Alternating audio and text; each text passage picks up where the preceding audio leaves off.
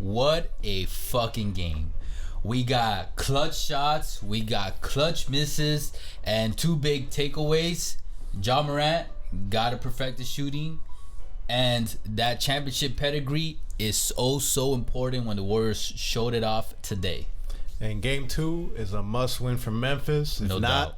get those brooms ready.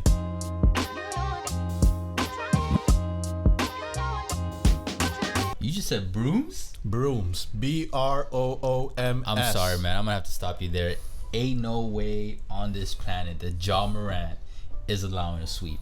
He's not. And this Memphis squad. If they lose game 2, you better believe it. Nah, man. You're not judging them correctly, bro. I am judging correctly. This squad is not going to let down. You like to speak about historical evidence, right? Uh-huh. Historical evidence to speak. If you're down 2-0 and that team that is down 2-0 is going to the road, you are fucked. Fucked. You are getting. You can give me some insane probability. You are getting swept. I like to say like 80% of the time. If you're lucky, show me your citations. Okay, Cite your citations. Cite your sources. That citations. You know where I got those sources at? It's common sense. If you're down 2-0 and you're going on the road, you're fucked. So it's no genius needs to tell you that. But there's Ja's team that we're talking about, and these playoffs have been a little bit interesting per se. So for Ja or for Memphis? I think just in general. I think these playoffs have been in general pretty interesting. So we shall see. Yeah, and I think both games today showed that championship experience is so important because you saw the Bucks take it from Boston at their home, and then we saw the Warriors take it from Memphis at their house. Yep. And you know, when you got it, and when you've been through it, and you have a higher chance of knowing when or how to turn that switch on. And yeah, something I always point out is how how overrated seeding can be, regular season seeding and home court advantage, whatever. Because both teams that won the first game of their second rounds are obviously they played in the opponent's home, are the lesser ranked team. So it's just like, it goes to show, it's regular season and playoff basketball. Something I always say is 2 different ball games. They're the same sport, but they're 2 different games. It's 2 different ball games, same sport, but home court advantage, I wouldn't say it's overrated. It's still important. Let's not get that twisted. No. I'm saying the regular season ranking is overrated. Oh, yeah. Because they're like, they were number 1 seeds in the regular season. Who cares? Like, look at the history. In recent playoff... Again, now I'm going to be like, all right, I don't know the exact stats, but if you look at the history, like the past 5 years, maybe even as far as the past 5 to 10 years, like, you know, I would like to see how many number 1 or even number 2 seeded teams going into the playoffs, whether from the West or the East, end up winning the championship. Because I'm pretty sure it's not that many. You know what I mean? No, it's probably more than what you think. I mean, last year the Bucks, there was a number 3 seed. Well, I said 1 or 2. They're the champion. No. I'm saying that it's more than what you think. Even the Warriors, when they were the most winning regular season team, lost. Yeah, but that was different. That was a historical effort from LeBron James. And a Draymond Green ejection. Yeah, exactly. Don't ever forget that one. Which, at least this time around, Draymond, surprise, got ejected once again.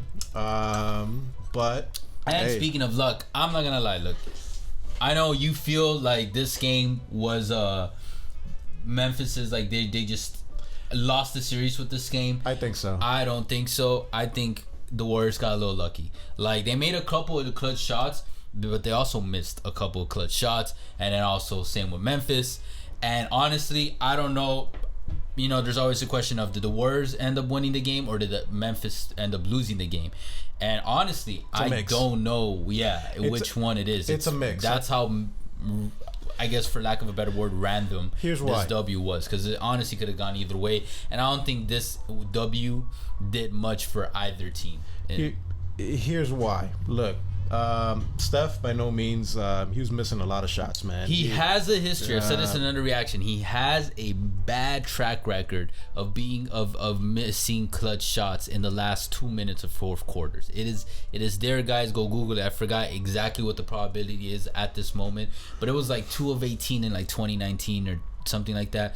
So yeah, just go check it. He has a bad track record. Don't be so surprised about that. Look, Memphis was doing a good job defensively on getting Curry to miss, but they were shooting themselves in the foot.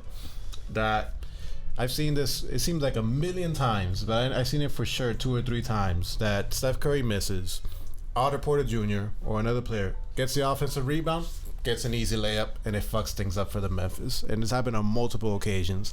If that did not happen, this case would have been as close that Memphis would have gone out with game 1 with the win. Yeah.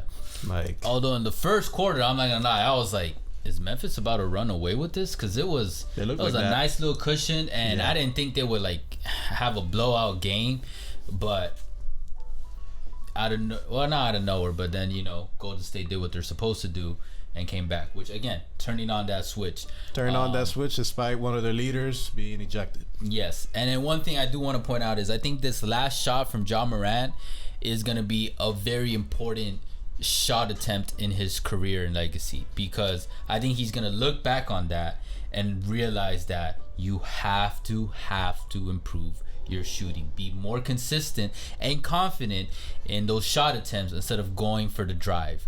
Because look, a lot of times when it comes to last minute possessions, you have a better chance shooting it than going for the layup, because then they're just going to clog the lane up or have someone down there, and just, especially Ja, you're a small guy NBA standards, you're a very small guy NBA standards, so it's just like it makes more sense just develop a mid-range like DeMar DeRozan or a 3-point like Steph Curry. And I'm not saying you should be at the peak that they are in those respective categories, but just be more consistent to the point where like, and that's what I mean, like I think this shot is going to be important for him moving forward, because I think he's going to constantly watch that film or think back on this, be like, damn, instead of going for the drive, I should have made space and gone for a shot, or asked for the ISO, or pass it off to someone else to shoot. You know what I mean? I think him going for that layup was not, and it wasn't a bad shot attempt. The layup was close. It bounced off the backboard, bounced on the rim, and then it just ended up not bouncing in or going straight in. But I just think there were a lot better situations he could have set himself up for instead of going for that. He was just trying to beat him off speed. I say try to beat him off skill and technique, and just if you have more reliability and more confidence in your shot, that's the shot that you want when it comes to those last couple of seconds. Look, I agree on 2 things. Ja is going to work on it and get better in the shot. Yes, I do definitely see that. I've said this multiple times. I think Ja is D Rose, but for better. He's going to end up being like D Rose should have been if he didn't get injured, and he'll have a better shot. Or like a Dwayne Wade or young Wade, but with a better shot already. And number 2, Ja, he's been able to see 2 sides of the same thing. He's made that game-winning layup against Minnesota in Game 1. And now he's on the other end. He had an opportunity to do the game-winning layup, but he didn't make it. And shit, I was gonna lose my train. It's funny because he made that clutch shot against Golden State literally last year. Absolutely. And I wonder if how much of Golden State going into this game they had that little chip on their shoulder. Like, these are the motherfuckers that cut us last season in a play. No, was it? It was a playing tournament. Yes. Game, and that was one of the biggest shocks, especially for Irwin. And it was just like, I wonder how much they had that in the back of their mind going into this game. And I think this is gonna end up being the best second round series in this year. But, without a doubt. And I also think they're both really well matched up against each other. Where I do disagree with you is that what was my train of thought? That Desmond Bain is going to be the next Michael Jordan. Sure thing. That I don't think Ja made a mistake by going through the lane, because throughout his career, Ja's bread and butter has been as a slasher, going into the lane, going for that shot. It's worked time and time again. But how many times in these playoffs has he been blocked or I get you, but like hassled? Like the saying goes, like for the majority of his career, if something's not broke, don't fix it. But now it's been looking broken. Exactly, something's breaking, so he's got to fix it. So I think Ja will be able to adjust. They figured out your game, bro. Like, how many times have you got blocked by Curry today? Curry's like 5'7". But like, no, he's not, it's man. just He's like, 6'3", man. and then you saw it in fucking with Minnesota. How many times you get swatted by Cat or other people? It was just like, bro, you are faster than the average player. You are a lot more nimble and a lot more flexible and a lot more acrobatic. But you know, when they put more than one guy on you, you're just gonna have to figure out something else. That's how confident Ja is, and he's gonna find a way. I love the confidence. He's gonna find a way around it, and okay. But that's why I don't think they feel defeated. Like you were telling me off cam, like, they feel defeated. I don't think so. On the looks, it looks defeated. Nah, man. This Memphis squad and Ja, they're the opposite of that, man. You kick them down, you push them down, they will get back up every single time. Now, I'm not saying they're gonna end up winning the series, but this is not the last. We'll see. We shall see. They're definitely gonna get at least one. I'm confident to say they're at least gonna get 2 W's in the series. Golden State's a different beast, but we shall see. Let's hop on a little bit deeper. Let's do some BTD stats time. All right, BTD stats time. Let's start off with the winners. Steph Curry, 24 points, -9 on the floor, 4 assists, 3 rebounds, 3 of 4 from free throw, 5 of 12 from the 3, 8 of 20 from field goal. Not his best game, but you know, he did what he had to do. Klay Thompson had a couple of clutch threes, also had some bad misses. 15 points, 1 block, 2 assists, 2 steals, 3 assists, 1 rebound. 0 for 2 from the free throw. 3 of 10 from the 3. 6 of 19 from field goal. Wiggins stepping up, 17 points, 1 turnover, 1 assist, 8 rebounds, 4 of 7 from free throw, 1 of 5 from 3, 6 of 14 from field goal. Now you see those 8 rebounds Wiggins had. Yeah. He had some clutch rebounds down the stretch in the last couple minutes of the fourth quarter that really kept the Warriors into the game. If he had not caught those rebounds, I think Memphis could have walked away with the W in this one. Absolutely. And the MVP of the game, Jordan Poole, 31 points, plus 10 on the floor, 2 blocks, 9 assists, 8 rebounds, 2 of 2 from free throw, 5 of 10 from the 3, 12 of 20 from field goal, and he did have 4 turnovers, but it doesn't matter when you're putting up those numbers. And honestly, this goes to show, Poole's definitely the third splash brother. Yes, and if Poole was not on this squad, these Warriors wouldn't be the playoff threat they are this year. Like, that is without a doubt now. Now, let's hop over to the losers. Yep. Ja Morant, 34 points, 3 steals, 10 assists, 9 rebounds, 2 of 3 from free throw, 4 of 11 from 3, 14 of 31 from field goal.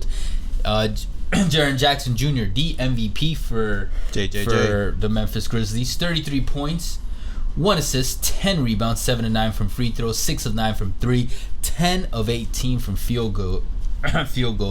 Bang disappeared a little in this game. He had 9 points, plus 1 on the floor, 2 steals, 1 assist, 1 rebound, 2 of 3 from free throws, 1 of 5 from the 3, 3 of 10 from field goal. And then Brandon Clark, 12 points, plus 6, 2 blocks. He did have 4 turnovers. Can't be doing that. 2 assists, 9 rebounds, 4 of 6 from free throw, 4 of 6 from field goal. And Melton showing up for the squad today. 14 points, plus 14 on the floor, 3 steals, 1 assist, 7 rebounds, 1 of 1 from free throw, 3 of 6 from the 3, 5 of 8 from field goal. Gotcha. On only 25 minutes. Think about that. And yeah, as you guys can tell, Memphis squad showed up overall. JJJ, definitely. Triple J, man. Yeah, you know Triple H from WWE, man. There's Triple J, man. Triple J can ball, but shit.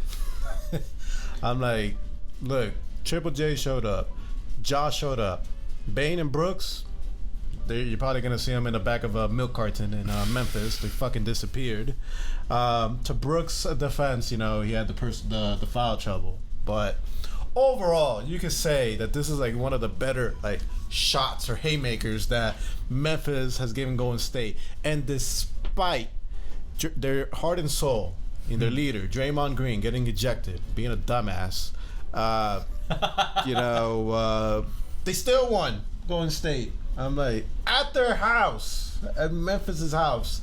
You can see my thinking why Memphis is in trouble. No, I can see that. Draymond is going to change a lot for the Warriors when he's on the floor for the entire game. But I don't know, man.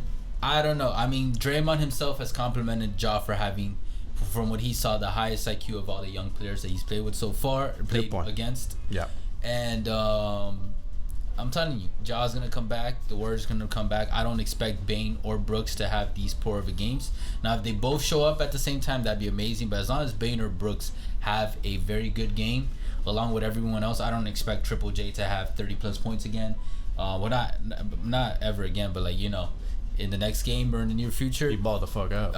As long as he could put up 15 to 20, yeah, like, I don't know, man. They match really well against the Warriors. They do. And you can see they give the Warriors a little bit of trouble. And one thing I do want to shout out for the Warriors, though, is that with this W, Steve Kerr, man, is now number 9th, 82 all-time leaders NBA playoffs total coaching wins. He has 82 as he won this one, where he puts him one more above KC Jones and 7 less than Eric Spoelstra. So that's going to be interesting to see who ends up at the end of these playoffs with the most wins. Because say the Heat get off early or the Warriors get off early, then it's an easy, you know. Or if the Heat lose and the Warriors still win it, moving forward, Steve Kerr can easily, you know, surpass Eric Spoelstra. But this is insane. Now, are either of them ever going to reach Phil Jackson or Pat Riley? That is up to go. Oh, Greg Popovich is only one away from Pat. Okay. Yo, what the hell? Doc Rivers is number 4? People talk so much shit about Doc Rivers, man, but he's number 4. He is one of the top 15 winningest or best coaches of all time, according to the NBA history ranking once it got revealed. But, yeah, I mean, he gets the playoff wins. Now, does he get the championship ones that titles? Matter. I mean, shit, man. Boston is still milking that 2008 championship. I'm not. Stay trying. Hey, don't worry, man. You're still gonna have to milk some more at the end of this playoff run. Now, will the Warriors be able to milk another championship these playoffs? That would be crazy. I think so, man. Warriors are my pick on making to reach the finals. To reach the finals in the West. And here I'm hoping I'm wrong because I'm scared of the Warriors, especially if I'm the Heat, because. You think if it's Warriors versus Bucks, who wins? Depends if Middleton is healthy or not. If it's Warriors and Bucks, because Warriors got nobody to stop Giannis. Nobody. Now, what I am interested in is that'd be very interesting. What if Memphis makes it to the final? That would be very interesting. But Memphis versus Milwaukee finals would be absolutely mind blowing to me. Because those are two very unknown franchises in terms of the mainstream consciousness. And it's like, oh shit, is this the future? Because now you got two, but Giannis is a little older. Giannis is already 27. But you got two young stars that are like, this is the next wave of the NBA. You know what I mean? And it's like Ja and Memphis versus Giannis and Milwaukee. And it's like, are these towns going to become the new consistent franchises that we see in the finals and late playoff runs moving forward for the next like 5 years? If it's that hypothetical, Bucks versus Memphis. Bucks are repeating. If it is Memphis, if they find some way somehow, if it's Memphis versus the Heat, it's probably going to be like that. You're going to be like that in that South I think they're very game. evenly matched. Like Ja and but anyways, we shall see, man. It's only been game 1. Of this thing. Based on what I see right now with this series, I'm gonna have the Warriors in 6. Yeah, I think Grizzlies pull off 2 W's. See, I said Celtics have to win game 2. They do. I don't feel that crazy about this Memphis team, but they should win game 2. No, they have to win game 2. If they do not win game 2, it's going to be a sweep. It's not going to be. It's going to be a sweep. They'll take at least one game. No, and go it's going to be. It's going to be a sweep. If they lose game 2, they better not lose game 2. If they lose game 2, it's going to be a sweep. Shit. And against that experience of Golden State, that 3-headed monster, a sweep would be good for Golden State. Not gonna lie, they get that rest. I'm telling you. But anyways, guys, let us know what you guys think. Memphis fans, like, how you guys feel about game 1? Golden State fans, how do you guys feel? What do you think Memphis could have done in this game to get that W? And what do you think they should do moving forward to win the series? And Warriors fans, what do you think? What were your takeaways from this game? And what do you think the Warriors could improve on to win the series? Because you guys squeaked out this win. Let's be honest. You guys, it's right through the cracks. So I'm sure you guys are not too confident against the Grizzlies And both fans talking to you guys. We're gonna be doing reactions, probably most likely on your teams and every team's going on in the playoffs. Every single playoff game moving forward. First round is done. We did like 80 to 90% of those. Yeah. So this one we're probably gonna do 90 to 100% of the playoff games. Exactly. I'm not gonna lie. So if you want to see like raw reactions to the games immediately after it get posted, immediately after the games end. Yeah, hit that like button here for y'all. And definitely hit that sub. So that way you can be up to date what's going on. Either way, appreciate all the love and the hate. You guys already know. Facebook, Twitter, TikTok, Instagram, all podcast streaming platforms. We'll catch you guys soon. For now, take care.